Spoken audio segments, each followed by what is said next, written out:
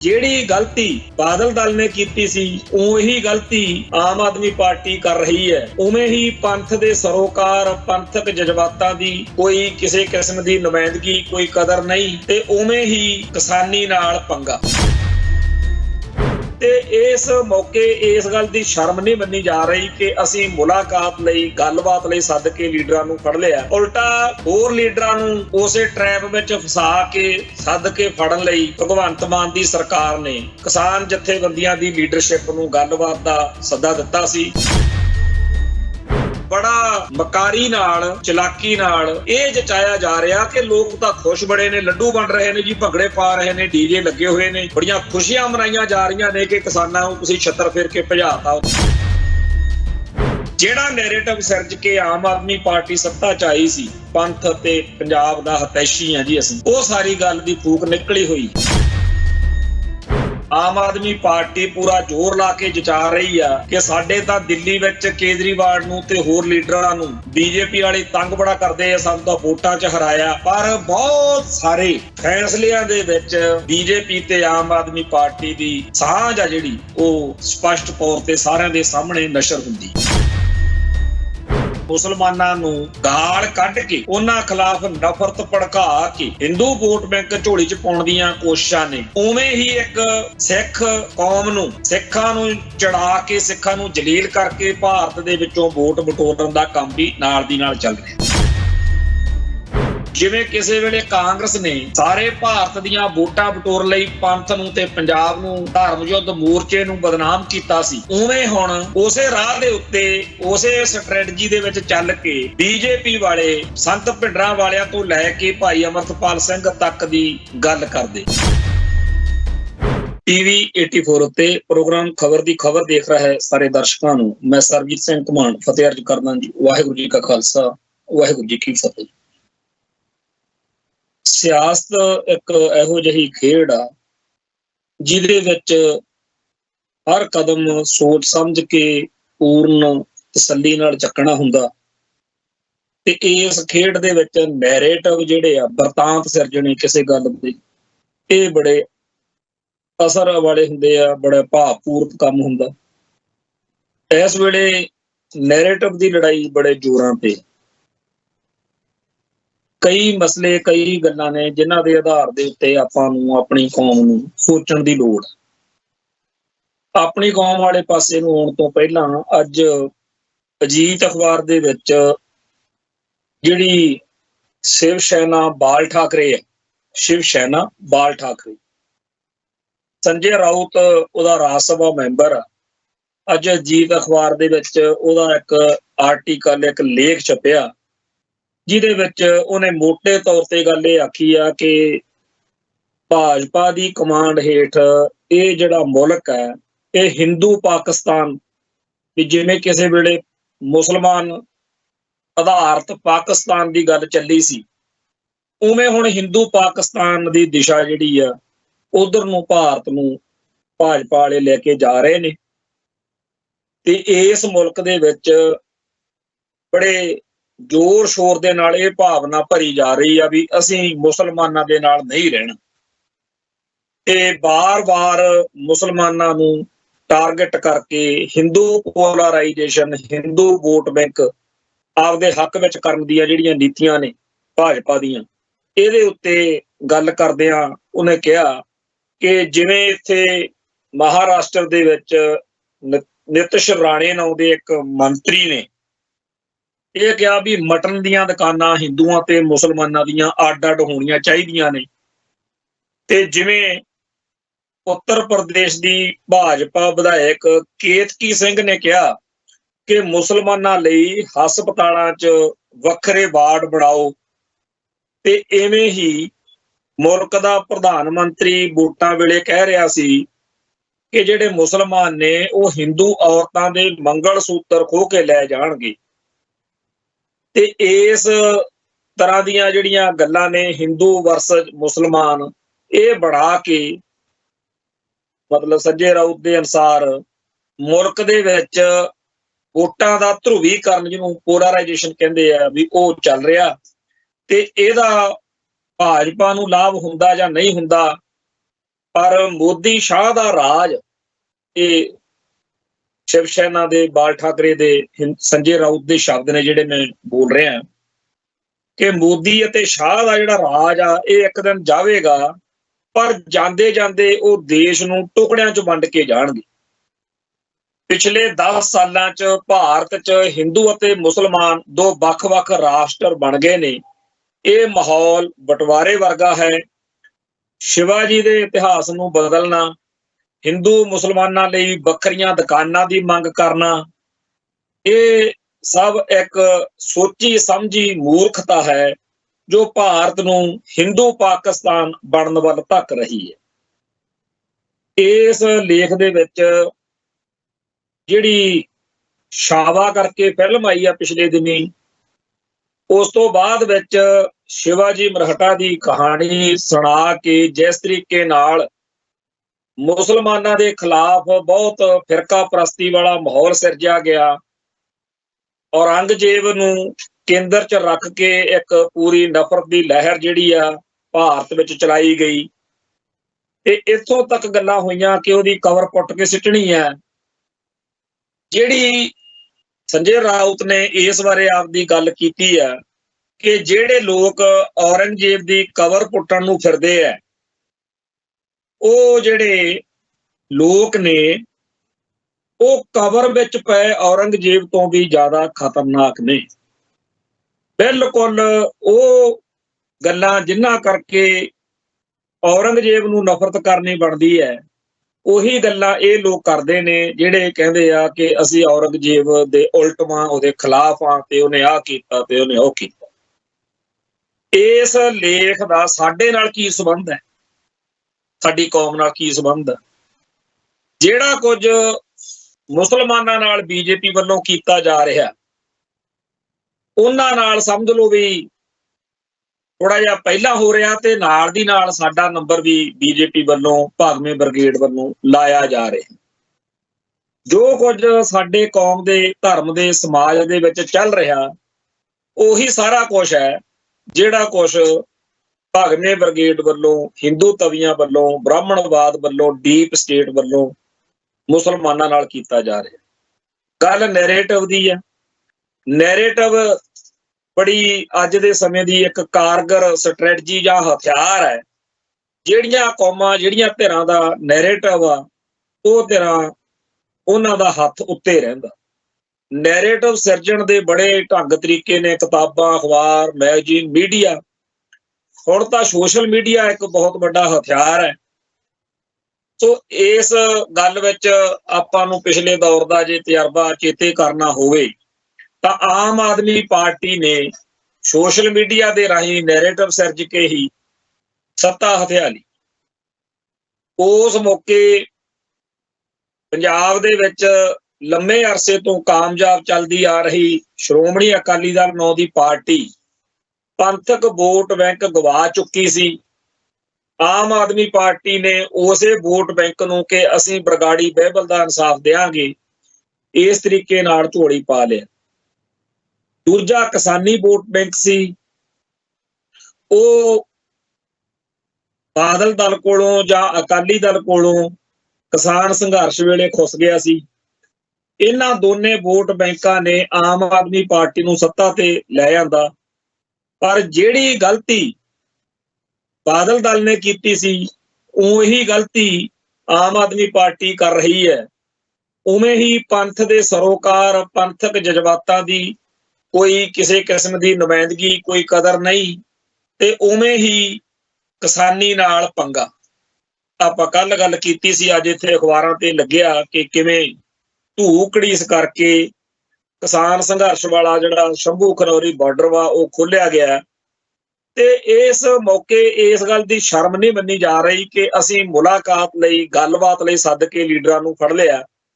ਉਲਟਾ ਹੋਰ ਲੀਡਰਾਂ ਨੂੰ ਉਸੇ ਟਰੈਪ ਵਿੱਚ ਫਸਾ ਕੇ ਸੱਦ ਕੇ ਫੜਨ ਲਈ ਭਗਵੰਤ ਮਾਨ ਦੀ ਸਰਕਾਰ ਨੇ ਕਿਸਾਨ ਜਥੇਬੰਦੀਆਂ ਦੀ ਲੀਡਰਸ਼ਿਪ ਨੂੰ ਗੱਲਬਾਤ ਦਾ ਸੱਦਾ ਦਿੱਤਾ ਸੀ। ਤੇ ਉਸ ਗੱਲਬਾਤ ਤੋਂ ਸਾਰੇ ਪਾਸੇ ਹਾਹਾ ਹੀ ਹਾਸਾ ਮਾਹੌਲ ਚੱਲਿਆ ਕਿ ਪਹਿਲਾਂ ਤਾਂ ਚਲੋ ਗਲਤੀ ਹੋ ਗਈ, ਕਿਸਾਨ ਲੀਡਰਸ਼ਿਪ ਤੋਂ ਜਾ ਕੇ ਉੱਥੇ ਫੜੇ ਗਏ, ਹੁਣ ਬਾਕੀ ਗਰੁੱਪਾਂ ਨਾਲ ਵੀ ਉਹੀ ਪੱਤਾ ਖੇਡਿਆ ਜਾ ਰਿਹਾ। ਹੁਣ ਦੂਜੀ ਵਾਰ ਥੋੜੀ ਫਸਣਗੇ ਤੇ ਬੜਾ ਮਕਾਰੀ ਨਾਲ, ਚਲਾਕੀ ਨਾਲ ਇਹ ਜਚਾਇਆ ਜਾ ਰਿਹਾ ਕਿ ਲੋਕ ਤਾਂ ਖੁਸ਼ ਬੜੇ ਨੇ, ਲੱਡੂ ਬਣ ਰਹੇ ਨੇ ਜੀ, ਭੰਗੜੇ ਪਾ ਰਹੇ ਨੇ, ਡੀਜੇ ਲੱਗੇ ਹੋਏ ਨੇ, ਬੜੀਆਂ ਖੁਸ਼ੀਆਂ ਮਨਾਈਆਂ ਜਾ ਰਹੀਆਂ ਨੇ ਕਿ ਕਿਸਾਨਾਂ ਨੂੰ ਤੁਸੀਂ ਛੱਤਰ ਫੇਰ ਕੇ ਭਜਾਤਾ ਉੱਥੋਂ। ਇਹੋ ਜਿਹਾ ਪ੍ਰਭਾਵ ਦੇਣ ਮੌਕੇ ਉਹਨਾਂ ਸਾਰੇ ਲੋਕਾਂ ਨੂੰ ਜਿਹੜੇ ਕਿਸਾਨ ਸੰਘਰਸ਼ ਦੀ ਹਮਾਇਤ ਕਰਦੇ ਹੈ, ਉਹਨਾਂ ਨੂੰ ਜਲੀਲ ਕੀਤਾ ਜਾ ਰਿਹਾ, ਉਹਨਾਂ ਨੂੰ ਟਾਰਚਰ ਕੀਤਾ ਜਾ ਰਿਹਾ, ਉਹਨਾਂ ਨੂੰ ਜਿਵੇਂ ਕਹਿੰਦੇ ਹੁੰਦੇ ਆ ਵੀ ਮਜ਼ਾਕ ਬਣਾਇਆ ਜਾ ਰਿਹਾ। ਸਪਸ਼ਟ ਗੱਲ ਆ ਕਿ ਜਦੋਂ ਵੀ ਵੋਟਾਂ ਆਉਣਗੀਆਂ ਉਦੋਂ ਕਿਸਾਨ ਸੰਘਰਸ਼ ਨਾਲ ਜਾਂ ਕਿਸਾਨੀ ਨਾਲ ਜੁੜਿਆ ਹੈ ਵੋਟ ਬੈਂਕ ਜਿਹੜਾ ਹੈ ਉਹ ਹੱਥੋਂ ਨਿਕਲ ਗਿਆ। ਜਿਹੜਾ ਨੈਰੇਟਿਵ ਸਿਰਜ ਕੇ ਆਮ ਆਦਮੀ ਪਾਰਟੀ ਸੱਤਾ 'ਚ ਆਈ ਸੀ, ਪੰਥ ਅਤੇ ਪੰਜਾਬ ਦਾ ਹਤੈਸ਼ੀ ਆ ਜੀ ਅਸੀਂ, ਉਹ ਸਾਰੀ ਗੱਲ ਦੀ ਫੂਕ ਨਿਕਲੀ ਹੋਈ ਹੈ। ਤੇ ਜਿਸ ਤਰੀਕੇ ਨਾਲ ਇਸ ਮਾਹੌਲ ਦੇ ਵਿੱਚ ਭਾਰਤੀ ਸਟੇਟ ਨੇ ਇਹ ਜਚਾਇਆ ਕਿ ਜੀ ਬੀਜੇਪੀ ਦੀ ਆਮ ਆਦਮੀ ਪਾਰਟੀ ਨਾਲ ਇਹੋ ਜਿਹੇ ਮਸਲਿਆਂ ਤੇ ਪੂਰਨ ਸਹਿਮਤੀ ਹੈ ਤੇ ਅਸੀਂ ਇਹ ਸਾਰਾ ਕੁਝ ਰਲ ਮਿਲ ਕੇ ਕਰ ਰਹੇ ਹਾਂ। ਇਹ ਗੱਲ ਆਪਣੇ ਆਪ ਦੇ ਵਿੱਚ ਬਹੁਤ ਅਰਥ ਰੱਖਦੀ ਗੱਲ ਆ ਕਿ ਪਾਰਟੀਆਂ ਅਲੱਗ-ਅਲੱਗ ਨੇ। ਆਮ ਆਦਮੀ ਪਾਰਟੀ ਪੂਰਾ ਜ਼ੋਰ ਲਾ ਕੇ ਜਚਾ ਰਹੀ ਆ ਕਿ ਸਾਡੇ ਤਾਂ ਦਿੱਲੀ ਵਿੱਚ ਕੇਜਰੀਵਾਲ ਨੂੰ ਤੇ ਹੋਰ ਲੀਡਰਾਂ ਨੂੰ ਬੀਜੇਪੀ ਵਾਲੇ ਤੰਗ ਬੜਾ ਕਰਦੇ ਆ, ਸਾਨੂੰ ਤਾਂ ਵੋਟਾਂ 'ਚ ਹਰਾਇਆ। ਪਰ ਬਹੁਤ ਸਾਰੇ ਫੈਸਲਿਆਂ ਦੇ ਵਿੱਚ ਬੀਜੇਪੀ ਤੇ ਆਮ ਆਦਮੀ ਪਾਰਟੀ ਦੀ ਸਾਂਝ ਆ ਜਿਹੜੀ ਉਹ ਸਪਸ਼ਟ ਤੌਰ ਤੇ ਸਾਰਿਆਂ ਦੇ ਸਾਹਮਣੇ ਨਸ਼ਰ ਹੁੰਦੀ। ਅੱਜ ਭਾਰਤ ਦੀ ਪਾਰਲੀਮੈਂਟ ਵਿੱਚ ਖੜ ਕੇ ਅਮਿਤ ਸ਼ਾਹ ਕਹਿ ਰਿਹਾ ਸੀ ਕਿ ਅਸੀਂ ਕਿਸੇ ਨੂੰ ਖੰਘਣ ਨਹੀਂ ਦਿੰਦੇ। ਜੇ ਪੰਜਾਬ ਦੇ ਵਿੱਚ ਕਿਸੇ ਨੇ ਭਿੰਡਰਾਂ ਵਾਲੇ ਦੇ ਰਾਹ ਤੇ ਤੁਰਨ ਦੀ ਕੋਸ਼ਿਸ਼ ਕੀਤੀ ਤਾਂ ਉਹਨੂੰ ਅਸੀਂ ਅਸਾਮ ਉੱਪੜਦਾ ਕਰਤਾ, ਉੱਥੇ ਬੈਠਾ ਪਾਠ ਕਰਨ ਲੱਗਿਆ ਹੋਇਆ। ਇਸ ਗੱਲ ਦਾ ਮਤਲਬ ਕੀ ਹੈ? ਇਹ ਭਾਈ ਅਮਰਤਪਾਲ ਸਿੰਘ ਤੇ ਉਹਦੇ ਸਾਥੀਆਂ ਦੇ ਬਾਰੇ ਪਾਰਲੀਮੈਂਟ ਦੇ ਵਿੱਚ ਖੜ ਕੇ ਗੱਲ ਕੀਤੀ। ਅਮਿਤ ਸ਼ਾਹ ਭੁੱਲਿਆ ਹੀ ਫਿਰਦਾ ਕਿ ਤੂੰ ਤਾਂ ਇਹ ਫੜ ਮਾਰਦਾ ਹੈ ਕਿ ਅਸੀਂ ਫੜ ਕੇ ਅੰਦਰ ਦੇਤਾ, ਪਰ ਪੰਜਾਬ ਦੇ ਲੋਕਾਂ ਨੇ, ਹਾਲਾਂਕਿ ਸਿਆਸੀ ਪ੍ਰਧਾਨਾਂ ਨੇ ਉਹਦਾ ਬੜਾ ਵਿਰੋਧ ਕੀਤਾ, ਪਰ ਉਹਨੂੰ ਗਹਿ ਗੱਡਵੀਂ ਵੋਟ ਪਾ ਕੇ ਜਿਤਾਇਆ। ਤੇ ਉਹਦੀ ਤਾਂ ਅਮਰਤਪਾਲ ਸਿੰਘ ਦੀ ਤਾਂ ਗੱਲ ਇੱਕ ਪਾਸੇ ਵੀ ਉਹਨੂੰ MP ਬਣਾਇਆ ਤੇ ਤੇਰੇ ਸਾਹਮਣੇ ਬੈਠਣ ਜੋਗਾ ਕਰਤਾ। ਜਦੋਂ ਵੀ ਤੁਹਾਡੇ ਮੁਲਕ ਦਾ ਸਿਸਟਮ ਜਿਹੜਾ ਓਕੇ ਕਰੂ ਉਹ ਤੇਰੇ ਸਾਹਮਣੇ ਬੈਠਾ ਹੋਊ, ਜਿਹਨੂੰ ਤੂੰ ਕਹਿਣਾ ਵੀ ਅਸਾਮ 'ਚ ਬੈਠਾ ਪਾਠ ਕਰਦਾ ਹੈ। ਪਰ ਭਾਈ ਸਰਬਜੀਤ ਸਿੰਘ ਜੋ ਇੰਦਰਾ ਗਾਂਧੀ ਦੇ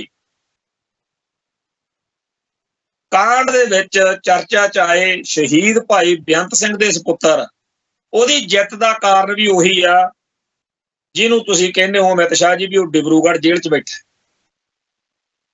ਪਹਿਲੀ ਗੱਲ ਤਾਂ ਇਹ ਹੈ ਕਿ ਇਸ ਬਿਆਨ ਦੇ ਨਾਲ ਜਿਹੜਾ ਜੁੜਿਆ ਹੋਇਆ ਇੱਕ ਹਿੱਸਾ ਜੀ ਤੇ ਆਪਾਂ ਪਹਿਲਾਂ ਚਰਚਾ ਕਰ ਰਹੇ ਹਾਂ ਕਿ ਪਾਰਲੀਮੈਂਟ ਦੇ ਵਿੱਚ ਖੜ ਕੇ ਅਮਿਤ ਸ਼ਾਹ ਨੇ ਕਿਹਾ ਵੀ ਜਦੋਂ ਅਸੀਂ ਪੰਜਾਬ ਦੇ ਵਿੱਚ ਇਹ ਕਾਰਵਾਈ ਕਰਵਾਈ, ਹਾਲਾਂਕਿ ਸਾਡੀ ਸਰਕਾਰ ਨਹੀਂ ਹੈ, ਜਾਣੀ ਕਿ ਅਮਿਤ ਸ਼ਾਹ ਇਹ ਗੱਲ ਦਾ ਇਕਬਾਲ ਕਰ ਰਿਹਾ ਕਿ ਆਮ ਆਦਮੀ ਪਾਰਟੀ ਦੀ ਸਰਕਾਰ ਨਾਲ ਰਲ ਕੇ ਅਸੀਂ ਇਹ ਕੰਮ ਕੀਤਾ। ਤੋ ਜਿਹੜਾ ਲੋਕਾਂ ਨੂੰ ਭਰਮ ਪਾਇਆ ਜਾਂਦਾ ਕਿ ਜੀ ਇਹ ਅੱਡ-ਅੱਡ ਨੇ, ਕੋਈ ਅੱਡ-ਅੱਡ ਨਹੀਂ, ਇਹ ਇੱਕੋ ਬੇਲ ਦੇ ਕੱਦੂ ਆ। ਹੁਣ ਜਿਹੜਾ ਇਹ ਬਿਆਨ ਆ, ਜੇ ਇਹਦੇ ਤੇ ਚਰਚਾ ਕਰੀਏ ਤੇ ਜਿਹੜੀ ਸੰਜੇ ਰਾਉਤ ਸ਼ਿਵ ਸੈਨਾ ਬਾਲ ਠਾਕਰੇ ਦੇ ਆਰਟੀਕਲ ਚੋਂ ਗੱਲ ਨਿਕਲਦੀ ਆ ਨੈਰੇਟਿਵ ਦੀ, ਜਿਵੇਂ ਉਸ ਆਰਟੀਕਲ ਦੇ ਵਿੱਚੋਂ ਇਹ ਭਾਵਨਾ ਆਉਂਦੀ ਆ ਕਿ ਜੀ ਮੁਸਲਮਾਨਾਂ ਨੂੰ ਗਾਲ ਕੱਢ ਕੇ ਉਹਨਾਂ ਖਿਲਾਫ ਨਫ਼ਰਤ ਭੜਕਾ ਕੇ ਹਿੰਦੂ ਵੋਟ ਬੈਂਕ ਝੋਲੀ 'ਚ ਪਾਉਣ ਦੀਆਂ ਕੋਸ਼ਿਸ਼ਾਂ ਨੇ, ਉਵੇਂ ਹੀ ਇੱਕ ਸਿੱਖ ਕੌਮ ਨੂੰ, ਸਿੱਖਾਂ ਨੂੰ ਚੜਾ ਕੇ, ਸਿੱਖਾਂ ਨੂੰ ਜਲੀਲ ਕਰਕੇ ਭਾਰਤ ਦੇ ਵਿੱਚੋਂ ਵੋਟ ਬਟੋਰਨ ਦਾ ਕੰਮ ਵੀ ਨਾਲ ਦੀ ਨਾਲ ਚੱਲ ਰਿਹਾ। ਇਹ ਜਿਹੜੀ ਅੱਜ ਵਾਲੀ ਸਟੇਟਮੈਂਟ ਆ, ਉਹਦੇ ਰਾਹੀਂ ਉਹਨਾਂ ਨੇ ਇਹ ਦੱਸਿਆ ਕਿ ਸੰਤ ਭਿੰਡਰਾਂ ਵਾਲਿਆਂ ਤੋਂ ਲੈ ਕੇ ਭਾਈ ਅਮਰਤਪਾਲ ਸਿੰਘ ਤੱਕ ਜਿਹੜਾ ਵੀ ਸਿੱਖ ਖਾਲਸਾ ਪੰਥ ਦੀ ਚੜ੍ਹਦੀ ਕਲਾ ਦੀ ਗੱਲ ਕਰੂਗਾ, ਅਸੀਂ ਉਹਨੂੰ ਬਖਸ਼ਾਂਗੇ ਨਹੀਂ। ਜਾਣੀ ਕਿ ਜਿਵੇਂ ਕਿਸੇ ਵੇਲੇ ਕਾਂਗਰਸ ਨੇ ਸਾਰੇ ਭਾਰਤ ਦੀਆਂ ਵੋਟਾਂ ਬਟੋਰ ਲਈ ਪੰਥ ਨੂੰ ਤੇ ਪੰਜਾਬ ਨੂੰ, ਧਰਮ ਯੁੱਧ ਮੋਰਚੇ ਨੂੰ ਬਦਨਾਮ ਕੀਤਾ ਸੀ, ਉਵੇਂ ਹੁਣ ਉਸੇ ਰਾਹ ਦੇ ਉੱਤੇ ਉਸੇ ਸਟ੍ਰੈਟਜੀ ਦੇ ਵਿੱਚ ਚੱਲ ਕੇ ਬੀਜੇਪੀ ਵਾਲੇ ਸੰਤ ਭਿੰਡਰਾਂ ਵਾਲਿਆਂ ਤੋਂ ਲੈ ਕੇ ਭਾਈ ਅਮਰਤਪਾਲ ਸਿੰਘ ਤੱਕ ਦੀ ਗੱਲ ਕਰਦੇ। ਬੀਜੇਪੀ ਦਾ ਇਹ ਨੈਰੇਟਿਵ ਸਾਨੂੰ ਸਮਝਣ ਦੀ ਲੋੜ ਹੈ ਕਿ ਉਹ ਆਪਦੇ ਸਵਾਰਥਾਂ ਲਈ ਇਹਨੂੰ ਹਰ ਥਾਂ ਦੇ ਉੱਤੇ ਆਪਣੇ ਤਰੀਕੇ ਨਾਲ ਕਿਵੇਂ ਵਰਤਦੇ ਆ। ਹਿਮਾਚਲ ਦੇ ਵਿੱਚ ਪਿਛਲੇ ਹਫ਼ਤੇ ਤੋਂ ਜੋ ਰੌਲਾ ਚੱਲ ਰਿਹਾ ਉਹਦੇ ਵਿੱਚ ਉਸ ਅਮਨ ਸੂਦ ਨੂੰ ਟੀਵੀ ਚੈਨਲਾਂ ਦੇ ਉੱਤੇ ਸਾਡੀ ਕੌਮ ਦੇ ਨੁਮਾਇੰਦੇ ਪੂਰਾ ਗਹਿ ਗੱਡਮਾ ਜਵਾਬ ਦੇ ਕੇ ਉਹਨੂੰ ਬਿਲਕੁਲ ਨਿਰੁੱਤਰ ਕਰਦੇ ਆ ਕਿ ਆ ਚੱਕੋ RTI ਪਾ ਕੇ ਪੁੱਛਿਆ ਸੀ ਤੇ ਸੰਤ ਭਿੰਡਰਾਂ ਵਾਲਿਆਂ ਨੂੰ ਕਦੇ ਕਿਸੇ ਨੇ ਦਹਿਸ਼ਤਗਰਦ ਨਹੀਂ ਐਲਾਨਿਆ। ਆ ਤੁਹਾਡੇ ਸਰਕਾਰ ਦੇ ਸਿਸਟਮ ਨੇ ਕਿਹਾ ਕਿ ਉਹ ਸੰਤ ਭਿੰਡਰਾਂ ਵਾਲਿਆਂ ਤੇ ਕੋਈ ਮੁਕੱਦਮਾ ਦਰਜ ਨਹੀਂ, ਤੇ ਤੁਸੀਂ ਭਾਈ ਕਿਹੜੇ ਹਿਸਾਬ ਨਾਲ ਤੁਸੀਂ ਇਹਨੂੰ ਇੱਥੇ ਝੰਡੇ ਦੀ ਬੇਅਦਬੀ ਕੀਤੀ ਹੈ। ਪਰ ਅਮਨ ਸੂਦ ਦਾ ਕੰਮ ਹੋ ਗਿਆ। ਹਿਮਾਚਲ ਦੇ ਵਿੱਚ ਕਾਂਗਰਸ ਦਾ ਰਾਜ ਹੈ, ਕਾਂਗਰਸ ਦੀ ਸਰਕਾਰ ਆ, ਤੇ ਬੀਜੇਪੀ ਚਾਹੁੰਦੀ ਹੈ ਕਿ ਅਮਨ ਕਾਨੂੰਨ ਦੀ ਹਾਲਤ ਇਹੋ ਜਿਹੀ ਬਣਾ ਦਿੱਤੀ ਜਾਵੇ ਕਿ ਕਾਂਗਰਸ ਸਰਕਾਰ ਨੂੰ ਮਜਬੂਰੀ ਬਸ ਸਿੱਖਾਂ ਦੇ ਉੱਤੇ ਕਾਰਵਾਈ ਕਰਨੀ ਪਵੇ। ਤੇ ਇਹਦੇ ਨਾਲ ਸਾਡੇ ਨੰਬਰ ਬਣ ਗਏ ਹਿਮਾਚਲ ਦੇ ਵਿੱਚ ਬੀਜੇਪੀ ਦੇ ਕਿ ਦੇਖੋ ਜੀ ਅਸੀਂ ਬੜੇ ਦੇਸ਼ ਭਗਤ ਆ, ਅਸੀਂ ਇਹਨਾਂ ਸੰਤ ਭਿੰਡਰਾਂ ਵਾਲਿਆਂ ਦੀ ਗੱਲ ਕਰਨ ਵਾਲਿਆਂ ਨੂੰ ਹੱਥ ਪਾਈ। ਇਸ ਗੱਲ ਨੂੰ ਹਰਿਆਣੇ ਦੇ ਵਿੱਚ ਕੱਲ ਇੱਕ ਨਵਾਂ ਰੂਪ ਮਿਲਿਆ। ਉੱਥੇ ਪੰਜਾਬ ਦੀਆਂ ਬੱਸਾਂ ਘੇਰ ਕੇ ਹਿੰਦੂ ਤਵੀਆਂ ਨੇ ਭਾਰਤ ਮਾਤਾ ਦੇ ਫੋਟੋਆਂ ਸਟਿੱਕਰ ਲਾਏ ਤੇ ਤਿਰੰਗੇ ਝੰਡੇ ਲਾਏ, ਖਾਲਿਸਤਾਨ ਦਾ ਝੰਡਾ ਸਾੜਿਆ। ਇਹ ਗੱਲ ਆਪਣੇ ਆਪ ਦੇ ਵਿੱਚ ਬਹੁਤ ਵੱਡਾ ਇੱਕ ਨੈਰੇਟਿਵ ਸਿਰਜਣ ਦੇ ਵੱਲ ਵੱਧ ਰਹੀ ਆ। ਪੂਰੇ ਭਾਰਤ ਦੇ ਲੋਕਾਂ ਨੂੰ ਸਿੱਖਾਂ ਦੇ ਸਿੱਖੀ ਦੇ ਉਲਟ ਕਰਨ ਕਰਾਉਣ ਦਾ ਇੱਕ ਪ੍ਰੋਜੈਕਟ ਚੱਲ ਰਿਹਾ, ਪਰ ਬੀਜੇਪੀ RSS ਤੋਂ ਸਬਕ ਸਿੱਖ ਕੇ ਅੱਗੇ ਵੱਧ ਰਹੀ ਹੈ। ਇਸ ਕਰਕੇ ਨਾਲ ਉਹ ਕਹੀ ਜਾਂਦੇ ਨੇ ਕਿ ਸਿੱਖ ਗੁਰੂ ਸਾਹਿਬਾਨ ਤਾਂ ਸਨਾਤਨ ਦੀ ਰਾਖੀ ਲਈ ਆਏ ਸੀ, ਹਿੰਦੂਆਂ ਚੋਂ ਵੱਡਾ ਮੁੰਡਾ ਸਿੱਖ ਸੱਜਦਾ ਰਿਹਾ। ਜਿਹੜੇ ਸਿੱਖ ਗੁਰੂ ਸਾਹਿਬਾਨ ਦਾ ਸਤਿਕਾਰ ਕਰਦੇ ਹੈ, ਗੁਰੂ ਸਾਹਿਬਾਨ ਦੀਆਂ ਫੋਟੋਆਂ ਲਾਉਣਗੇ, ਅਸੀਂ ਉਹਨਾਂ ਦੇ ਨਾਲ ਕੋਈ ਸਾਡਾ ਰੌਲਾ ਨਹੀਂ। ਸਾਡਾ ਤਾਂ ਰੌਲਾ ਉਹਨਾਂ ਨਾਲ ਆ ਜਿਹੜੇ 1978 ਤੋਂ ਚੱਲੇ ਸੰਘਰਸ਼ ਦੀ ਗੱਲ ਕਰਦੇ ਆ। ਇਹ ਹੀ ਗੱਲ ਮੁਸਲਮਾਨਾਂ ਬਾਰੇ ਚੱਲਦੀ ਆ। ਇੱਕ ਪਾਸੇ ਬੀਜੇਪੀ ਤੇ ਭਾਗਮਾ ਬ੍ਰਿਗੇਡ RSS ਦੀਆਂ ਸਾਰੀਆਂ ਜਿੰਨੀਆਂ ਹੋਰ ਫਰੰਟਲ ਆਰਗੇਨਾਈਜੇਸ਼ਨਸ ਨੇ ਉਹ ਮੁਸਲਮਾਨਾਂ ਦੇ ਉੱਤੇ ਹਮਲੇ ਕਰਦੀਆਂ ਨੇ। ਦੂਜੇ ਪਾਸੇ ਜਿਹੜਾ ਸੰਘ ਦਾ ਮੁਖੀ ਹੈ ਉਹ ਕਹਿ ਰਿਹਾ ਕਿ ਹਿੰਦੂ ਅਤੇ ਮੁਸਲਮਾਨਾਂ ਦਾ DNA ਇੱਕ ਹੀ ਹੈ, ਹਿੰਦੂ ਅਤੇ ਮੁਸਲਮਾਨਾਂ ਨੂੰ ਇਕੱਠਿਆਂ ਰਹਿਣਾ ਚਾਹੀਦਾ ਹੈ, ਤੇ ਉਹ ਸ਼ੁਰੂ ਤੋਂ ਹੀ ਇਕੱਠੇ ਰਹੇ ਹਨ। ਇਹ ਜਿਹੜੀ ਗੱਲ RSS ਦਾ ਮੁਖੀ ਕਹਿੰਦਾ, ਉਹਦੇ ਨਾਲ ਇੱਕ ਤਾਂ ਇਹ ਗੱਲ ਜਚਾਈ ਜਾ ਰਹੀ ਆ ਕਿ ਜਿਹੜੇ ਮੁਸਲਮਾਨ ਇਸਲਾਮ ਨੂੰ ਛੱਡ ਕੇ ਹਿੰਦੂ ਬਣ ਜਾਣ ਉਹ ਸਾਡੇ ਆ, ਉਹ ਸਾਡਾ DNA ਆ ਜੀ, ਸਾਡੇ ਬੰਦੇ ਆ। ਉਵੇਂ ਹੀ ਜਿਵੇਂ ਸਿੱਖਾਂ ਨੂੰ ਭਰਮਾਇਆ ਜਾਂਦਾ, ਰਾਸ਼ਟਰੀ ਸਿੱਖ ਸੰਗਤ ਇੱਕ ਪੂਰੀ ਆਰਗੇਨਾਈਜੇਸ਼ਨ ਬਣਾਈ ਹੋਈ ਹੈ ਕਿ ਸਿੱਖ ਤਾਂ ਹਿੰਦੂ ਹੀ ਨੇ।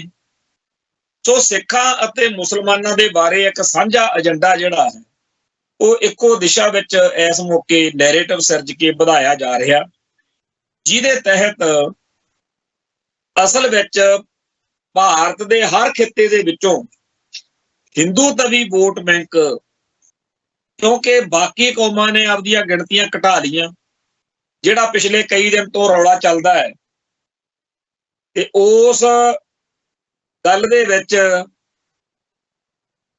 ਜਿਹੜੇ ਦੱਖਣੀ ਭਾਰਤ ਦੇ ਸੂਬੇ ਆ ਉਹ ਤਾਂ ਬਹੁਤ ਜ਼ਿਆਦਾ ਗਰਮਾ ਗਰਮੀ ਕਰ ਰਹੇ ਨੇ ਕਿ ਜੀ ਅਸੀਂ ਜੇ ਆਬਾਦੀ ਘਟਾ ਕੇ ਮੁਲਕ ਦੀਆਂ ਨੀਤੀਆਂ ਤੇ ਪਹਿਰਾ ਦਿੱਤਾ ਹੈ ਤਾਂ ਸਾਡੇ ਨਾਲੇ ਵਧੀਕੀ, ਕਿਉਂਕਿ ਤੁਹਾਡੇ ਹੁਣ MP ਘਟ ਜਾਣਗੇ। ਇਹੀ ਸਾਡੀ ਕੌਮ ਦਾ ਰੌਲਾ ਹੈ, ਪੰਜਾਬ ਦਾ ਰੌਲਾ। ਸਾਡੇ ਵੀ ਸਿੱਖ ਭਾਈਚਾਰੇ ਨੇ ਆਬਾਦੀ ਬੜੀ ਘਟਾਈ ਹੈ। ਸੋ ਇਸ ਮੁਲਕ ਦੇ ਵਿੱਚ ਬੜੀ ਸਾਜ਼ਿਸ਼ ਦੇ ਨਾਲ, ਬੜੀ ਵਿਉਂਤ ਦੇ ਨਾਲ ਉਹਨਾਂ ਨੇ ਮਿਥਿਆ ਹੋਇਆ ਕਿ ਹੌਲੀ ਹੌਲੀ ਬਾਕੀਆਂ ਦੀ ਆਬਾਦੀ ਘਟਾਈ ਚੱਲੋ, ਕਿਉਂਕਿ ਦੱਖਣੀ ਭਾਰਤ ਤੇ ਉੱਤਰੀ ਭਾਰਤ ਦਾ ਸਿੱਖ ਪੰਜਾਬ ਜਿਹੜਾ ਹੈ, ਇਹ ਦੋ ਇਹੋ ਜਿਹੇ ਹਿੰਦੂਤਵੀ ਨਜ਼ਰੀਏ ਤੋਂ ਥਾਂ ਨੇ ਜਿਨ੍ਹਾਂ ਨੇ ਕਦੇ ਵੀ ਬ੍ਰਾਹਮਣਵਾਦ ਦੀ ਛੱਟ ਸਿਰ ਤੇ ਨਹੀਂ ਪਵਾਈ। ਜਾਣੀ ਕਿ ਜਿਹੜੀ ਪੰਜਾਲੀ ਬਾਕੀ ਸਾਰਾ ਭਾਰਤ ਚੱਕੀ ਫਿਰਦਾ ਹਮ ਹਿੰਦੂ ਹੈ ਵਾਲੀ, ਉਹ ਇਹਨਾਂ ਲੋਕਾਂ ਨੇ ਨਹੀਂ ਪਵਾਈ। ਪੰਜਾਬ ਨੇ ਤਾਂ ਕਦੇ ਵੀ ਨਹੀਂ ਪਵਾਈ। ਤੇ ਬਹੁਤ ਘੱਟ ਲੋਕਾਂ ਨੂੰ ਇਸ ਗੱਲ ਦਾ ਪਤਾ ਹੈ ਕਿ ਦੱਖਣੀ ਭਾਰਤ ਦੇ ਲੋਕ ਵੀ ਹਿੰਦੂ ਹਿੰਦੁਸਤਾਨ ਤੋਂ ਪੂਰੇ ਦੁਖੀ ਨੇ। ਸਾਡੀ ਸਾਂਝੀ ਲੜਾਈ। ਪਰ ਜਿਸ ਤਰੀਕੇ ਨਾਲ ਹੁਣ ਮਹਾਰਾਸ਼ਟਰ ਦੇ ਵਿੱਚੋਂ ਸ਼ਿਵ ਸੈਨਾ ਬਾਲ ਠਾਕਰੇ, ਜਿਹਦੇ ਬਾਰੇ ਆਪਣੇ ਭਾਈਚਾਰੇ 'ਚ ਇਹੀ ਆ ਕਿ ਇਹ ਵੀ ਹਿੰਦੂ ਤਵੀਏ ਨੇ, ਇਹ ਵੀ ਹਿੰਦੂ ਰਾਸ਼ਟਰ ਦੀ ਗੱਲ ਕਰਦੇ ਨੇ, ਇਹ ਵੀ ਹਿੰਦੂ ਫੰਡਾਮੈਂਟਲਿਸਟ ਜਿਹੜੀ ਸੋਚ ਹੈ ਉਹਦੇ ਨਾਲ ਜੁੜੇ ਹੋਏ ਨੇ। ਪਰ ਜਿਹੜੀ ਗੱਲ ਬੀਜੇਪੀ ਦੇ ਖਿਲਾਫ ਉਹ ਕਰ ਰਹੇ ਨੇ, ਇਹ ਅਰਥ ਰੱਖਦੀ ਹੈ। ਸਾਨੂੰ ਸਾਰਿਆਂ ਨੂੰ ਇਹ ਗੱਲ ਸਮਝਣੀ ਪਊਗੀ ਕਿ ਮੁਲਕ ਦੇ ਅੱਡ-ਅੱਡ ਹਿੱਸਿਆਂ ਵਿੱਚ ਬਹੁਤ ਸਾਰੇ ਇਹੋ ਜਿਹੇ ਲੋਕ, ਵਿਚਾਰਧਾਰਾਵਾਂ, ਸੰਗਠਨ ਹੈਗੇ ਜਿਨ੍ਹਾਂ ਦਾ ਸਾਡੇ ਨਾਲ ਕਿਸੇ ਨਾ ਕਿਸੇ ਗੱਲ ਦਾ ਸਾਂਝਾ ਨੁਕਤਾ ਹੈ। 100% ਤਾਂ ਗੱਲ ਸਾਡੀ ਕਿਸੇ ਨਾਲ ਵੀ ਨਹੀਂ ਮਿਲਣੀ, ਉਹਨਾਂ ਦੀ ਸਾਡੇ ਨਾਲ ਨਹੀਂ ਮਿਲਣੀ, ਸਾਡੀ ਉਹਨਾਂ ਨਾਲ ਨਹੀਂ ਮਿਲਣੀ। ਪਰ ਕਿਸੇ ਨਾਲ 5%, ਕਿਸੇ ਨਾਲ 2% ਸਾਡੀ ਜਿਹੜੀ ਗੱਲ ਹੈ, ਸਾਡਾ ਜਿਹੜਾ ਸੰਘਰਸ਼ ਆ, ਉਹਦੀ ਸਾਂਝ ਬਣਦੀ ਹੈ। ਜਦੋਂ ਅਸੀਂ ਦਲ ਖਾਲਸਾ ਦੇ ਵੱਲੋਂ ਐਕਟਿਵਿਜ਼ਮ ਪੂਰੇ ਜ਼ੋਰਾਂ ਨਾਲ ਕੀਤੀ ਹੈ, ਉਦੋਂ ਅਸੀਂ ਮਹਿਸੂਸ ਕੀਤਾ ਕਿ ਦਿੱਲੀ ਦੇ ਵਿੱਚ ਕਸ਼ਮੀਰ ਦੀ ਆਜ਼ਾਦੀ ਦੀ ਗੱਲ ਕਰਨ ਵਾਲਿਆਂ ਦਾ ਤਾਂ ਪਲੇਟਫਾਰਮ ਹੈ, ਉਹ ਦੱਖਣੀ ਭਾਰਤ ਦੇ ਜਿਹੜੇ ਰਿਲੇਟਡ ਤੇ ਹੋਰ ਸੰਗਠਨ ਨੇ ਉਹਨਾਂ ਨਾਲ, ਤਾਮਿਲਨਾਡੂ ਦੇ ਲੋਕਾਂ ਨਾਲ, ਹੋਰ ਲੋਕਾਂ ਨਾਲ, ਇੱਥੋਂ ਤੱਕ ਕਿ ਮਾਓਵਾਦੀ ਜਾਂ ਜਿਹੜੇ ਭਾਰਤੀ ਨਿਜ਼ਾਮ ਦੇ ਸਤਾਏ ਹੋਏ ਹੋਰ ਲੋਕ ਨੇ, ਉਹਨਾਂ ਨਾਲ ਰਲ ਕੇ ਦਿੱਲੀ ਦੇ ਵਿੱਚ ਬਹੁਤ ਕੁਝ ਪ੍ਰੋਗਰਾਮ ਵਗੈਰਾ ਕਰਦੇ। ਜਦੋਂ ਅਸੀਂ ਉੱਥੇ ਜਾਣਾ ਆਉਣਾ ਸ਼ੁਰੂ ਕੀਤਾ ਤੇ ਅਸੀਂ ਇਹ ਗੱਲ ਨੂੰ ਸਮਝਿਆ ਕਿ ਵਾਕਿਆ ਹੀ ਉਹਨਾਂ ਸਾਰਿਆਂ ਦੀ ਆਪਸ ਵਿੱਚ ਹੀ 50% ਤੋਂ ਵੱਧ ਤਿੱਕਰ ਦੀ ਸਾਂਝ ਨਹੀਂ ਹੈ। ਸਾਂਝ ਦੇ ਨੁਕਤੇ ਘੱਟ ਨੇ, ਪਰ ਉਹਨਾਂ ਨੇ ਕਾਮਨ ਮਿਨੀਮਮ ਪ੍ਰੋਗਰਾਮ ਵਾਂਗ ਰੱਖਿਆ ਹੋਇਆ ਕਿ ਜਿਹੜੇ ਲੋਕ ਇੰਡੀਅਨ ਸਿਸਟਮ ਦੇ ਸਤਾਏ ਹੋਏ ਨੇ, ਆਪਾਂ ਇਕੱਠੇ ਚੱਲਣਾ। ਉਹ ਪ੍ਰੋਗਰਾਮ ਕਰਦੇ ਸੀ ਤੇ ਬਾਕੀ ਜਾਣੇ ਸਪੋਰਟ ਕਰਦੇ ਸੀ, ਫਿਰ ਦੂਜੇ ਦੀ ਵਾਰੀ ਆਉਂਦੀ ਸੀ। ਇਸ ਤਰੀਕੇ ਦਾ ਕੰਮ ਚੱਲਿਆ। ਫਿਰ ਅਸੀਂ ਵੀ ਉਹਦੇ 'ਚ ਆਪਦੀ ਗੱਲ ਕਹਿਣ ਜਾਂਦੇ ਰਹੇ। ਇਵੇਂ ਹੀ ਭਾਰਤ ਦੇ ਵਿੱਚ ਸਾਡੇ ਨਾਲ ਖੜਨਾ ਬੜਾ ਔਖਾ, ਪਰ ਸਾਨੂੰ ਇਹ ਗੱਲ ਕਰਨੀ ਚਾਹੀਦੀ। ਤੇ ਸਾਡਾ ਹਾਲ ਕੀ ਆ ਕਿ ਸਾਡੇ ਕੋਲੇ ਧਿਰ ਹੁੰਦੀ ਸੀ ਸ਼੍ਰੋਮਣੀ ਅਕਾਲੀ ਦਲ। ਜਦੋਂ ਐਮਰਜੈਂਸੀ ਵਾਲਾ ਮੋਰਚਾ ਲੱਗਿਆ, ਉਦੋਂ ਕਾਂਗਰਸ ਦੇ ਸਤਾਏ ਹੋਏ ਸਾਰੀਆਂ ਪਾਰਟੀਆਂ ਦੇ ਲੀਡਰਾਂ ਨੇ ਹਾਰ ਮੰਨ ਲਈ ਸੀ ਤੇ ਬਾਦਲ ਸਾਹਿਬ ਵਾਅਦਾ ਕਰਕੇ ਆ ਗਏ ਤੇ ਉਹ ਸਾਰਾ ਮੋਰਚਾ ਪੰਥ ਨੇ ਲੜਿਆ, ਪੰਜਾਬ ਨੇ ਲੜਿਆ। ਪਰ ਉਹਨਾਂ ਲੋਕਾਂ ਨੇ ਹੀ ਧਰਮ ਯੁੱਧ ਮੋਰਚੇ ਮੌਕੇ ਸਾਡਾ ਵਿਰੋਧ ਕੀਤਾ। ਬੀਜੇਪੀ ਵਰਗੀ ਪਾਰਟੀ ਸ਼ਰੇਆਮ, ਅਡਵਾਨੀ ਕਹਿੰਦਾ ਕਿ ਇਧਰਾਂ ਤਾਂ ਮੰਨਦੀ ਨਹੀਂ ਸੀ ਅਟੈਕ ਨੂੰ, ਅਸੀਂ ਕਰਵਾਏ। ਇਹ ਸਾਡੀ ਸਿਆਸੀ ਤੌਰ ਦੇ ਉੱਤੇ ਆਪਰਪੱਕਤਾ, ਇਮੈਚਿਓਰਿਟੀ ਜਿਹਨੂੰ ਕਹਿੰਦੇ ਆ, ਉਹਦਾ ਇੱਕ ਪ੍ਰਤੀਕ ਹੈ। ਜੋ ਬੀਤ ਗਿਆ ਉਹਦੇ ਤੋਂ ਸਬਕ ਸਿੱਖਣ ਦੀ ਲੋੜ ਹੈ। ਇੰਡੀਆ ਨੇ, ਡੀਪ ਸਟੇਟ ਨੇ, ਬ੍ਰਾਹਮਣਵਾਦੀ ਤਾਕਤਾਂ ਨੇ, ਹਿੰਦੂ ਤਵੀ ਸੋਚ ਨੇ, ਜਿੱਥੇ ਹੋਰਨਾਂ ਨੂੰ ਟਾਰਗੇਟ ਕਰਕੇ ਉਹਨਾਂ ਨੂੰ ਨਿਸ਼ਾਨਾ ਬਣਾਇਆ ਜਾਂ ਬਣਾ ਰਿਹਾ ਜਾ ਰਿਹਾ, ਉਵੇਂ ਸਾਡੇ ਨਾਲ ਹੋ ਰਿਹਾ। ਪਰ ਅਸੀਂ ਆਪਸ ਵਿੱਚ ਹੀ ਕਿਸੇ ਕਿਸਮ ਦੇ ਤਾਲਮੇਲ ਵਿੱਚ ਨਹੀਂ ਹੈ। ਸਾਡੀਆਂ ਧਿਰਾਂ ਧੜੇ ਜਿਹੜੇ ਨੇ ਉਹਨਾਂ ਦੇ ਵਿੱਚ ਵਖਰੇਵੇਂ, ਕੜੱਤਣ ਇੰਨੀ ਜ਼ਿਆਦਾ ਕਿ ਸਾਡਾ ਨੇੜੇ ਆਉਣਾ ਔਖਾ। ਸਾਡੀ ਜਿਹੜੀ ਅਕਾਲ ਤਖਤ ਤੋਂ ਬਣੀ ਹੋਈ ਪਾਰਟੀ ਸੀ, ਉਹ ਤਾਂ ਬਾਦਲ ਕਿਹਾ ਨੇ ਲੁੱਟ ਖਸੁੱਟ ਲਈ। ਨਵੀਂ ਧਿਰ ਕੋਈ ਹੋਂਦ ਵਿੱਚ ਆਵੇ, ਇਹ ਬੜੀ ਦੂਰ ਦੀ ਗੱਲ ਆ। ਦੂਜੇ ਪਾਸੇ ਬਾਦਲ ਦਲ ਨੇ ਇਹਨਾਂ ਦਿਨਾਂ ਦੇ ਵਿੱਚ ਇੱਕ ਗੱਲ ਕਹਿਣੀ ਸ਼ੁਰੂ ਕੀਤੀ ਆ, ਜਿਹੜੀ ਸੱਚੀ ਵੀ ਆ ਪਰ ਉਹ ਬੇਤੁਕੀ ਵੀ ਹੈ। ਇਹ ਗੱਲ ਸੱਚੀ ਆ ਸੁਖਬੀਰ ਬਾਦਲ ਦੀ ਕਿ ਸਿੱਖ ਕੌਮ ਅਤੇ ਪੰਥ ਉੱਤੇ ਕਬਜ਼ੇ ਦੀ ਸਾਜ਼ਿਸ਼ ਚੱਲ ਰਹੀ ਹੈ। ਵਾਕਿਆ ਹੀ ਬੀਜੇਪੀ ਨੇ ਸਾਰੇ ਭਾਰਤ ਦੇ ਸਿੱਖ ਅਦਾਰਿਆਂ ਦੇ ਉੱਤੇ ਆਪਦੇ ਪਿੱਠੂਆਂ ਦੇ ਕਬਜ਼ੇ ਕਰਾਉਣੇ ਸ਼ੁਰੂ ਕੀਤੇ ਹੋਏ ਨੇ। ਵਾਕਿਆ ਹੀ ਹਜੂਰ ਸਾਹਿਬ, ਪਟਨਾ ਸਾਹਿਬ, ਦਿੱਲੀ ਸਿੱਖ ਗੁਰਦੁਆਰਾ ਪ੍ਰਬੰਧਕ ਕਮੇਟੀ, ਹਰਿਆਣਾ ਸਿੱਖ ਗੁਰਦੁਆਰਾ ਪ੍ਰਬੰਧਕ ਕਮੇਟੀ ਮਗਰੋਂ ਹੁਣ ਉਹ ਚਾਹੁਣਗੇ ਕਿ ਸ਼੍ਰੋਮਣੀ ਗੁਰਦੁਆਰਾ ਪ੍ਰਬੰਧਕ ਕਮੇਟੀ RSS ਬੀਜੇਪੀ ਪੱਖੀ ਸਿੱਖਾਂ ਦੇ ਹੱਥ 'ਚ ਆ ਜਾਵੇ।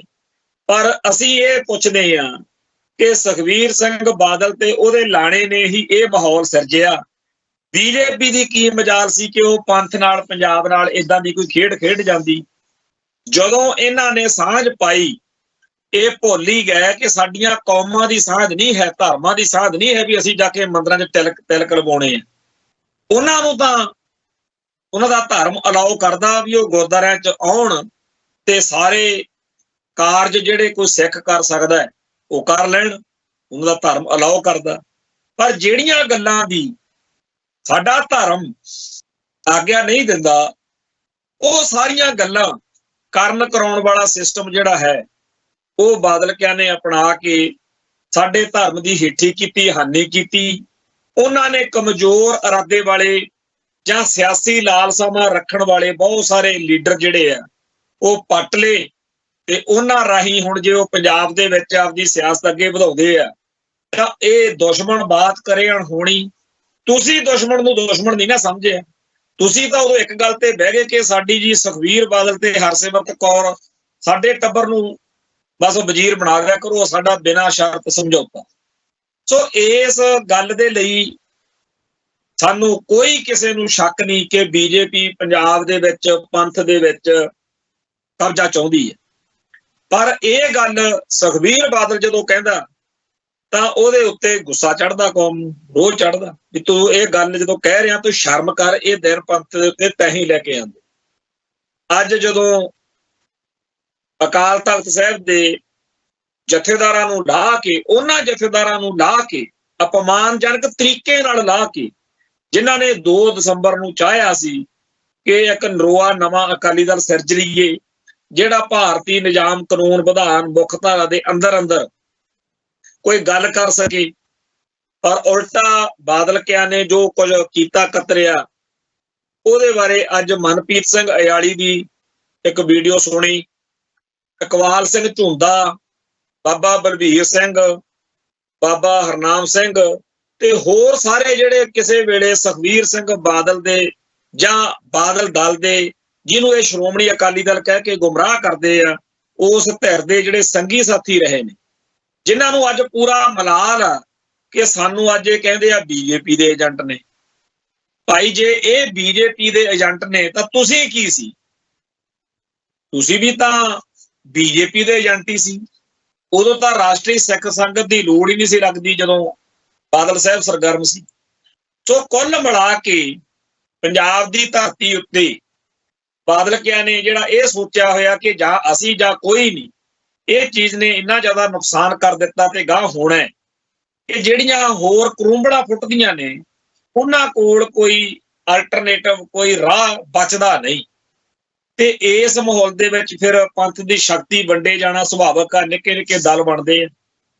ਜਿਸ ਤਰੀਕੇ ਨਾਲ MP ਚੋਣਾਂ ਮੌਕੇ ਭਾਈ ਅਮਰਤਪਾਲ ਸਿੰਘ ਦੇ ਖਿਲਾਫ ਵਕੜਵਾ ਕੀਤਾ ਗਿਆ, ਜਿਸ ਤਰੀਕੇ ਨਾਲ ਹਰ ਉੱਠਣ ਵਾਲੀ ਵੱਖਰੀ ਆਵਾਜ਼ ਨੂੰ ਭਾਜਪਾ ਦਾ ਏਜੰਟ, ਕਾਂਗਰਸ ਦਾ ਏਜੰਟ ਕਹਿ ਕੇ ਭੰਡਿਆ ਜਾਂਦਾ, ਇਹ ਬਾਦਲ ਕਿਆਂ ਲਈ ਬੜੀ ਸ਼ਰਮ ਦੀ ਗੱਲ ਹੈ ਕਿ ਉਹਨਾਂ ਨੇ ਇੱਕ ਤਰੀਕੇ ਨਾਲ ਭਾਜਪਾ ਦਾ ਰਾਹ ਸੌਖਾ ਕਰਤਾ। ਜੇ ਸਾਡੀ ਸਿੱਖ ਸ਼ਕਤੀ ਇਕਜੁੱਟ ਤੇ ਇਕਮੁੱਠ ਰਹਿੰਦੀ ਤਾਂ ਬਾਹਰਲੇ ਕਿਸੇ ਦੀ ਵਾਹ ਨਹੀਂ ਸੀ ਕਿ ਉਹ ਸਾਡੇ ਕੌਮ ਦੇ ਮਸਲਿਆਂ 'ਚ ਦਖਲਅੰਦਾਜ਼ੀ ਕਰ ਲੈਂਦੀ। ਪਰ ਜਦੋਂ ਕੌਮੀ ਸ਼ਕਤੀ ਨਿੱਕੇ ਨਿੱਕੇ ਟੁਕੜਿਆਂ 'ਚ ਵੰਡ ਕੇ ਸੁੱਟ ਦਿੱਤੀ ਤਾਂ ਅੱਜ ਹਾਲਾਤ ਇਹ ਨੇ ਕਿ ਸਾਡੀ ਕੌਮ ਦੇ ਅਦਾਰਿਆਂ 'ਚ, ਸਾਡੀਆਂ ਸੰਸਥਾਵਾਂ ਦੇ ਵਿੱਚ ਦੁਸ਼ਮਣ ਨੂੰ ਘੁਸਪੈਠ ਕਰਨੀ ਸੌਖੀ ਹੋ ਗਈ। ਅੱਜ ਜੇ ਭਾਈ ਅਮਰਤਪਾਲ ਸਿੰਘ ਤੋਂ ਭਿੰਡਰਾਂ ਵਾਲੇ ਸੰਤਾਂ ਤੱਕ ਦਾ ਨਾਂ ਲੈ ਕੇ ਸੰਤਾਂ ਦੇ ਝੰਡਿਆਂ ਦੀ ਬੇਅਦਬੀ ਕਰਕੇ ਪੰਜਾਬ ਦੀਆਂ ਬੱਸਾਂ ਉੱਤੇ ਭਾਰਤ ਮਾਤਾ ਦੇ ਸਟicker ਲਾ ਕੇ ਇਹ ਸਾਰਾ ਕੁਝ ਕੀਤਾ ਜਾ ਰਿਹਾ ਹੈ ਇਹਦੇ ਪਿੱਛੇ ਬਾਦਲਕਿਆਂ ਦਾ ਜਿਹੜਾ ਦਿਸ਼ਾ ਸੀ, ਬਾਦਲਕਿਆਂ ਦੀ ਜਿਹੜੀ ਰਣਨੀਤੀ ਸੀ, ਉਹਦਾ ਦੋਸ਼ ਆ। ਬਾਕੀ ਭਾਜਪਾ ਨੇ ਤਾਂ ਆਪਦੇ ਏਜੰਡੇ ਤਹਿਤ ਚੱਲਣਾ ਸੀ, ਉਹਨਾਂ ਨੇ ਚੱਲ ਰਹੇ ਨੇ। ਇੱਕ ਗੱਲ ਇਹਦੇ ਵਿੱਚ ਜੇ ਪੰਥਕ ਜਾਂ ਖਾਲਿਸਤਾਨੀ ਨਜ਼ਰੀਏ ਤੋਂ ਦੇਖਿਆ ਜਾਵੇ, ਵਧੀਆ ਵੀ ਹੋ ਰਹੀ ਹੈ। ਜਦੋਂ ਬਾਕੀ ਸਾਰਾ ਭਾਰਤ ਪੰਜਾਬ ਨੂੰ ਜਾਂ ਸਿੱਖਾਂ ਨੂੰ ਖਾਲਿਸਤਾਨੀ ਸੰਤ ਭਿੰਡਰਾਂ ਵਾਲਿਆਂ ਦੇ ਪੈਰੋਕਾਰ ਕਹਿ ਕੇ ਟਾਰਗੇਟ ਕਰਦਾ ਹੈ, ਤਾਂ ਇਹਦੇ ਅਰਥ ਬੜੇ ਸਪਸ਼ਟ ਨੇ ਕਿ ਬਾਕੀ ਸਾਰਾ ਭਾਰਤ ਹੋਰ ਆ, ਪੰਜਾਬ ਹੋਰ। ਇਹ ਗੱਲ ਤਾਂ ਇੱਥੇ ਸਾਡੀਆਂ ਸਿੱਖ ਖਾਲਿਸਤਾਨੀ ਖਾੜਕੂ ਜਥੇਬੰਦੀਆਂ ਕਹਿੰਦੀਆਂ ਨੇ ਕਿ ਪੰਜਾਬ ਹੋਰ ਆ ਤੇ ਬਾਕੀ ਸਾਰਾ ਭਾਰਤ ਹੋਰ ਆ। ਬਾਕੀ ਸਾਰੇ ਭਾਰਤ ਵਿੱਚ ਤੁਸੀਂ ਸੰਤ ਭਿੰਡਰਾਂ ਵਾਲਿਆਂ ਦੀ ਜਾਂ ਸਿੱਖ ਧਰਮ ਨਾਲ ਜੁੜੇ ਹੋਰ ਮਸਲਿਆਂ ਦੀ ਜਿਹੜੀ ਸੋਚ ਆ, ਉਹ ਪੰਜਾਬ ਨਾਲੋਂ ਜੇ ਉਲਟ ਵਾ ਤਾਂ ਵੱਖਰੀ ਆ। ਤੇ ਇੱਥੋਂ ਸਪਸ਼ਟ ਆ ਕਿ ਪੰਜਾਬ ਜਿਹੜਾ ਹੈ ਉਹ ਸਿੱਖ ਕੌਮ ਦੇ ਜਜ਼ਬਾਤਾਂ ਦੀ, ਸਿੱਖ ਹੋਮਲੈਂਡ ਦੀ ਉਹ ਧਰਤੀ ਆ ਜਿੱਥੇ ਖਾਲਿਸਤਾਨ ਬਣਨਾ। ਖਾਲਿਸਤਾਨ ਹੈ ਤਾਂ ਹੈ, ਪਰ ਇਹ ਤੇ ਕਬਜ਼ਾ ਜਿਹੜਾ ਹੈਗਾ ਇਸ ਵੇਲੇ ਦੁਸ਼ਮਣ ਦਾ ਹੈ। ਇੱਕ ਨਾ ਇੱਕ ਦਿਨ ਉਹ ਕਬਜ਼ਾ ਵੀ ਹਟ ਜਾਏਗਾ। ਪਰ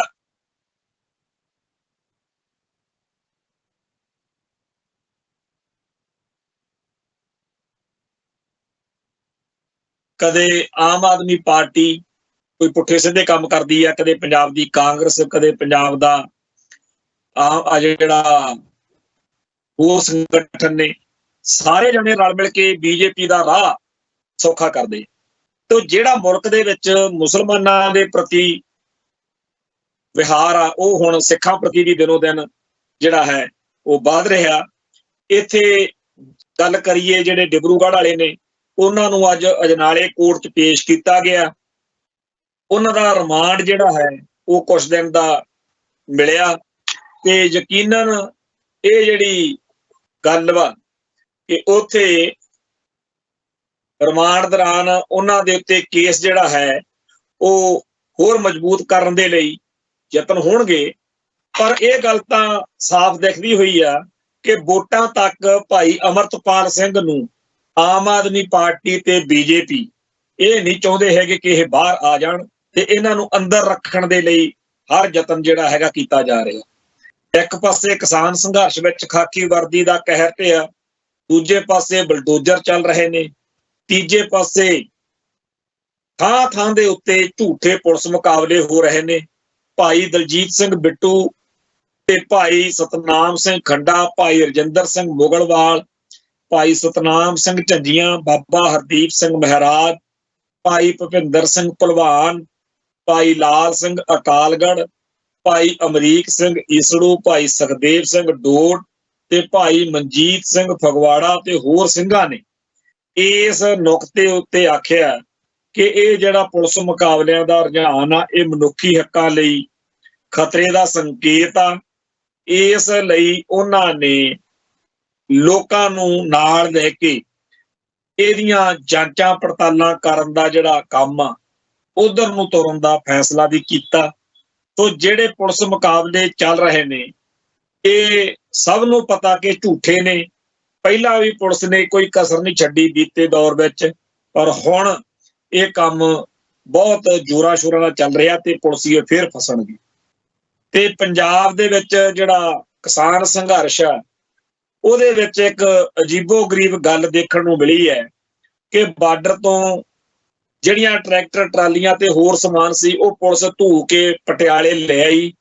ਤੇ ਬਹੁਤ ਨੀਚਤਾ ਵਾਲਾ ਕੰਮ ਇਹ ਹੋਇਆ ਕਿ ਪੁਲਿਸ ਦੇ ਮੁਲਾਜ਼ਮਾਂ ਨੇ ਜਿਹੜੀਆਂ ਚੀਜ਼ਾਂ ਦੀ ਉੱਥੇ ਉਹਨਾਂ ਲੋਕਾਂ ਨੂੰ ਲੋੜ ਸੀ ਉਹ ਵੀ ਨਾਲ ਲਿਆਏ ਤੇ ਆਪ ਵਰਤ ਰਹੇ ਨੇ। ਬਾਕੀ ਬਚਿਆ ਖੁਚਿਆ ਸਮਾਨ ਉੱਥੋਂ ਲਟੇਰੇ ਕਬਾੜੀਏ ਜਿਹੜੇ ਨੇ ਉਹ ਵੀ ਉੱਥੋਂ ਲੁੱਟ ਰਹੇ ਨੇ। ਵੀਡੀਓਜ਼ ਆ ਰਹੀਆਂ ਨੇ ਤੇ ਇਸ ਮੌਕੇ ਪੰਜਾਬ ਸਰਕਾਰ ਕਹਿ ਰਹੀ ਆ ਕਿ ਆਪੋ ਆਪਦੇ ਕਾਗਜ਼ ਪੱਤਰ ਲੈ ਕੇ ਆਓ। ਹੁਣ ਦੱਸੋ ਉੱਥੇ ਜਿਹੜੇ ਲੋਕ ਰਹਿੰਦੇ ਆ ਉਹ ਜਿਹੜੀਆਂ ਚੀਜ਼ਾਂ ਉਹਦੀਆਂ ਚੱਕੀਆਂ ਗਈਆਂ ਨੇ, ਮੰਜੇ ਬਿਸਤਰੇ ਟਰਾਲੀਆਂ ਟਰੈਕਟਰ ਜਾਂ ਹੋਰ ਕਿਹੜੀ ਚੀਜ਼ ਦਾ ਤੁਹਾਨੂੰ ਦਸਤਾਵੇਜ਼ ਦਿਖਾਉਂਦੇ ਫਿਰਨ। ਪਰ ਇਸ ਮੌਕੇ ਭਾਜਪਾ ਦੇ ਵਾਂਗ ਹੀ ਤਾਨਾਸ਼ਾਹੀ ਡਿਕਟੇਟਰਸ਼ਿਪ ਵਾਲਾ ਕੰਮ ਆਮ ਆਦਮੀ ਪਾਰਟੀ ਨੇ ਫੜਿਆ ਹੋਇਆ। ਪਟਿਆਲੇ ਦੇ ਸਰਕਾਰੀ ਮਹਿੰਦਰਾ ਕਾਲਜ ਦੇ ਇੱਕ ਵਿਦਿਆਰਥੀ ਨੇ ਕਿਸਾਨਾਂ ਦੇ ਹੱਕ ਵਿੱਚ ਕੋਈ ਗੱਲ ਕਰਨੀ ਚਾਹੀ ਉਹਨੂੰ ਕਾਲਜ ਚੋਂ ਰੈਸਟੀਕੇਟ ਕੀਤਾ, ਕਾਲਜ ਚੋਂ ਐਂਟਰੀ ਤੇ ਬੈਨ ਲਾਤਾ, ਉਹ ਰੌਲਾ ਵਧਿਆ ਹੋਇਆ। ਦੂਜੇ ਪਾਸੇ ਕਿਸਾਨਾਂ ਦਾ ਪੁਲਿਸ ਦੇ ਨਾਲ ਲਗਾਤਾਰ ਜਿਹੜਾ ਪੰਜਾਬ ਦੇ ਹਰ ਮੋੜ ਦੇ ਉੱਤੇ ਇੱਕ ਟਕਰਾਅ ਬਣਿਆ ਹੋਇਆ। ਭਗਵੰਤ ਮਾਨ ਨੇ ਜਿਹੜੀ ਠੱਗੀ ਮਾਰੀ ਆ, ਧੋਖਾ ਦਿੱਤਾ ਸੱਦ ਕੇ ਗੱਲਬਾਤ ਦੇ ਨਾਂ ਤੇ, ਇਹੋ ਜਿਹਾ ਕੁਛ ਤਾਂ ਜਿਹੜਾ ਬਹੁਤ ਜ਼ਿਆਦਾ, ਇੱਕ ਪਾਸੇ ਕਿਸਾਨ ਸੰਘਰਸ਼ ਦੇ ਵਿੱਚ ਖਾਕੀ ਵਰਦੀ ਦਾ ਕਹਿਰ, ਦੂਜੇ ਪਾਸੇ ਬਲਡੋਜ਼ਰ ਚੱਲ ਰਿਹਾ, ਤੀਜੇ ਪਾਸੇ ਥਾਂ ਥਾਂ ਦੇ ਉੱਤੇ, ਪਿੰਡਾਂ ਦੇ ਮੋੜਾਂ ਦੇ ਉੱਤੇ, ਸ਼ਹਿਰਾਂ ਦੇ ਵਿੱਚ ਜਿੱਥੇ ਜਿੱਥੇ ਵੀ ਚਾਰ ਕਿਸਾਨ ਜੁੜਦੇ ਆ ਉੱਥੇ ਖਾਕੀ ਵਰਦੀ ਦਾ ਕਹਿਰ। ਤੇ ਸਭ ਤੋਂ ਵੱਡੀ ਗੱਲ ਇਹ ਕਿ ਜਿਵੇਂ ਸੱਦ ਕੇ ਠੱਗੀ ਮਾਰ ਕੇ ਧੋਖਾ ਦੇ ਕੇ ਭਗਵੰਤ ਮਾਨ ਨੇ, ਮੁੱਖ ਮੰਤਰੀ ਨੇ ਗ੍ਰਿਫਤਾਰੀਆਂ ਕੀਤੀਆਂ ਨੇ, ਇਹ ਬਹੁਤ ਹੀ ਜ਼ਿਆਦਾ ਮਾੜਾ ਵਾਪਰਿਆ। ਕਿਉਂਕਿ ਗੱਲਬਾਤ ਦੇ ਨਾਂ ਤੇ ਸੱਦ ਕੇ ਜਦੋਂ ਕਿਸੇ ਨੂੰ ਫੜ ਲਈਏ, ਮੁੜ ਕੇ ਫਿਰ ਕਿਸੇ ਦਾ ਯਕੀਨ ਨਹੀਂ ਰਹਿੰਦਾ।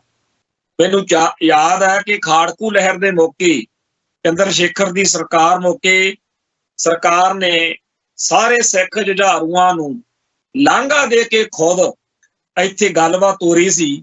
ਤੇ ਉਸ ਮੌਕੇ ਜਿੰਨੀ ਵੀ ਕੌਮ ਦੀ ਖਾੜਕੂ ਅੰਡਰਗਰਾਉਂਡ ਮੂਵਮੈਂਟ ਨਾਲ ਜੁੜੀ ਹੋਈ ਸਾਡੀ ਲੀਡਰਸ਼ਿਪ ਸੀ, ਸਾਰਿਆਂ ਨਾਲ ਗੱਲਬਾਤ ਹੋਈ। ਉਹ ਜਿਹੜੀ ਬਾਅਦ ਚ ਮਲੋਆ ਕ੍ਰਿਸ਼ਨ ਧਰ ਨੇ ਓਪਨ ਸੀਕ੍ਰੇਟ ਕਿਤਾਬ ਚ ਵੀ ਲਿਖੀ ਆ, ਇੱਕ ਸਤਨਾਮ ਸਿੰਘ ਕੰਡੇ ਦੀ ਕਿਤਾਬ ਆ, ਉਹਦੇ ਚ ਵੀ ਉਹ ਸਾਰੇ ਬਿਉਰੇ ਆ ਕਿ ਕਿਵੇਂ ਅੰਮ੍ਰਿਤਸਰ ਦੇ ਵਿੱਚ ਤੇ ਲੁਧਿਆਣੇ ਚ ਤੇ ਹੋਰਨਾਂ ਥਾਵਾਂ ਦੇ ਉੱਤੇ ਭਾਰਤੀ ਨੁਮਾਇੰਦਿਆਂ, ਇੰਡੀਅਨ ਸਟੇਟ ਦੇ ਨੁਮਾਇੰਦਿਆਂ ਤੇ ਖਾਲਿਸਤਾਨੀ ਖਾੜਕੂਆਂ ਦੇ ਨੁਮਾਇੰਦਿਆਂ ਦੇ ਵਿਚਾਲੇ ਗੱਲਬਾਤ ਹੋਈ ਸੀ।